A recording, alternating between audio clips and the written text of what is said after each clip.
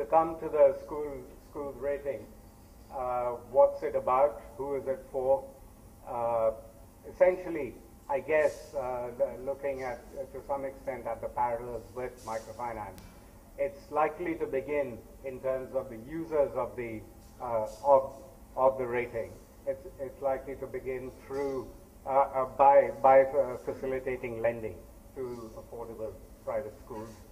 We already have the Indian Schools Finance Company, who are certainly interested in the kind of product that we have produced so far. And we've also got Trident Microfinance here, who have also expressed an interest in using this rating.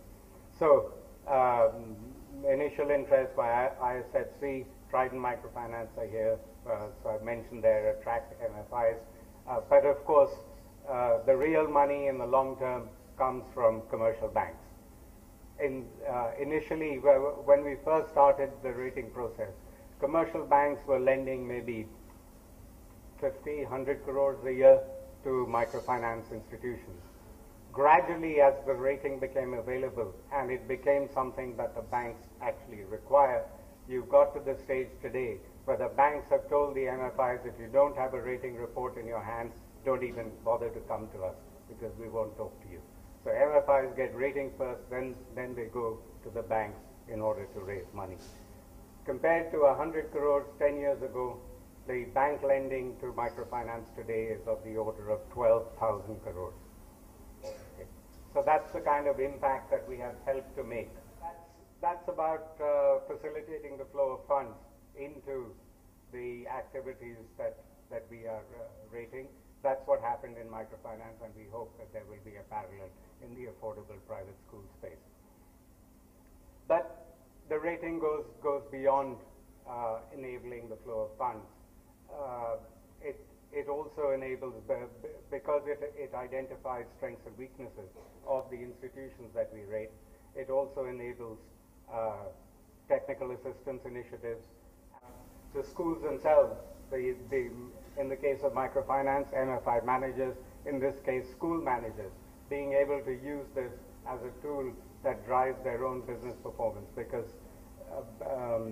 having an independent assessment of your performance enables you to look at your own institution through someone else's eyes, and enables you to identify what the weaknesses are, and managers are able to improve performance on that basis. The process we've used for developing the rating, I'll go through this very quickly.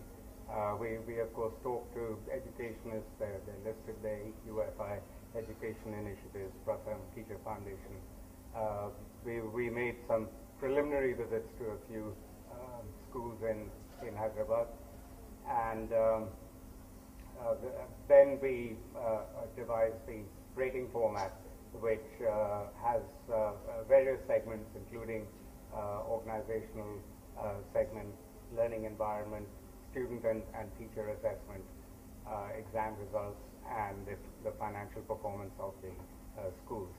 So what we've done so far is the pilot testing, 3 rounds of pilot testing, 3 in the first round, 3 in the second round, 4 in the third round, 10 schools in all. And we've added new tools of assessment for teachers, assessment for students, and so on, have been added after each round. So we've learned something from each round of the pilot testing. This just sets out the rating framework. The report is in front of you. The framework just sets out what is actually in the report. So, as I said, organizational background, learning environment, academic achievement by students. We look at class 10 results. We use the USR test for making an assessment of classes 1 to 5, and we use the MCERT class 5 testing tool for classes 5 to 10. We look at parent engagement. Molly was talking about that earlier, and we look at financial systems and performance also.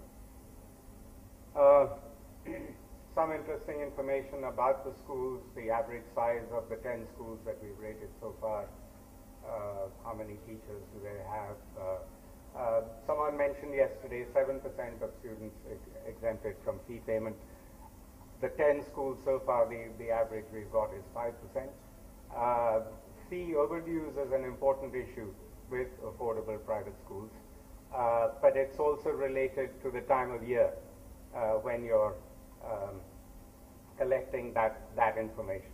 In our case, this information was collected in June, July, August, which is the beginning of the academic year. At this time, the fee overdues are extremely high.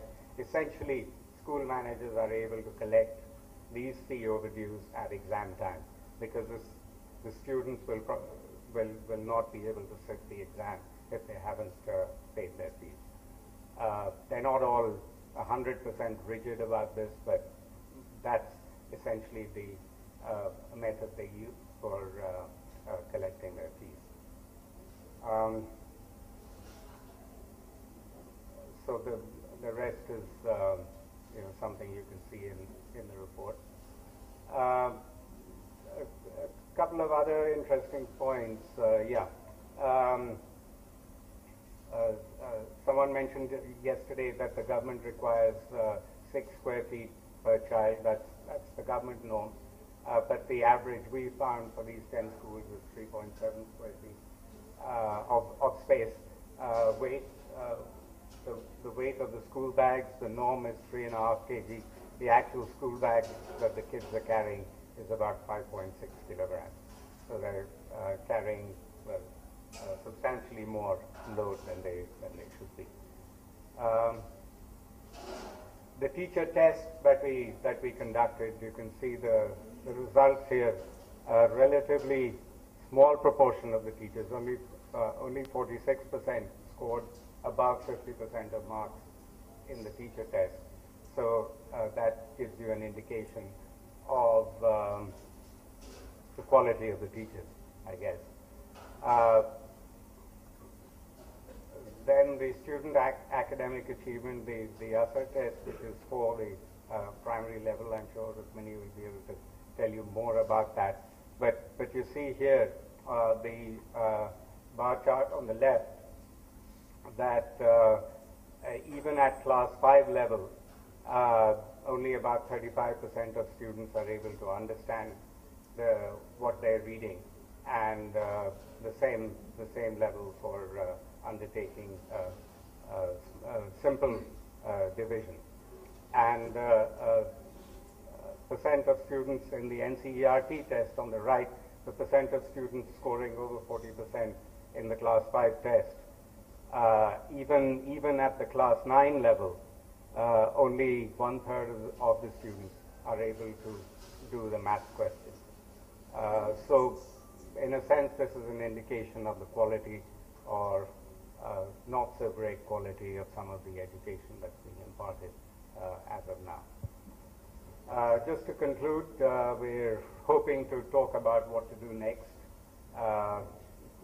Probably be talking about that over the next few days. There's a possibility of subsidized ratings being offered to schools and debt providers, but details of that are to be worked out. Again, we'll be looking at parallels with microfinance, perhaps asking the schools to bear at least a small proportion of the cost of the rating in the initial stages, and then larger proportions as we go on. So we're hoping that the rating will become established as a performance standard for the sector and will enable a significant flow of services and, of course, funds to the affordable private schools. Thank you.